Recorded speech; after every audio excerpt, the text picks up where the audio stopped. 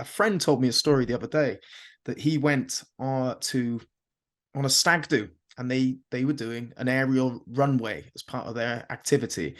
And this aerial runway was for children. Um, it's he's an adult going on it. This is built for kids. And apparently he got to the step where he had to go, and he ended up having a panic attack, and he had to come back down the steps. He couldn't do it. He had a panic attack. And he said to me, he said, the problem is I've lived such a comfortable life for the last 20 years. I have never faced any adversity. I've never gone to the gym. I've never done anything hard. It's been nice and comfy. These civilized modern lives that we live in, they do protect us for any sort of hardship nowadays. And because of that, when he met something that maybe you would deem would be intimidating for a child, his nervous system, if you like, his mind wasn't used to or experienced in dealing with that kind of threat and pressure that's presented to him, which then caused him to have the panic attack.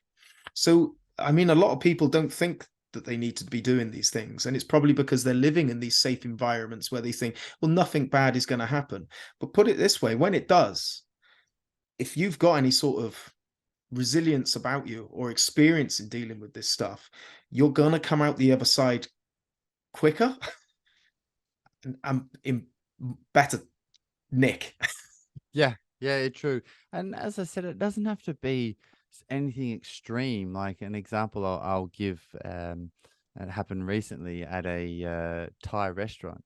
I said to a friend, it's like, why don't you use chopsticks? You know, they were on the table, and they're like, oh, I don't really like them. It's easier to use a spoon or a fork. And I was like, well, why don't you just try it? I'll use them. I'm not very good at chopsticks, but I use them whenever I'm eating a cuisine that stereotypical uses those. And it's even something small like that. And it sounds trivial, but if you do these little things on a regular basis, then it is about problem solving. It is about accepting that things aren't perfect. And it is about not always leaning into comfort, but choosing discomfort and being in control of that. So when you're not in control of it, as you said, you have done some sort of preparation, and it's not a complete shock to, rightly so, you mentioned the nervous system, or just the way that you view the situation that you're faced with.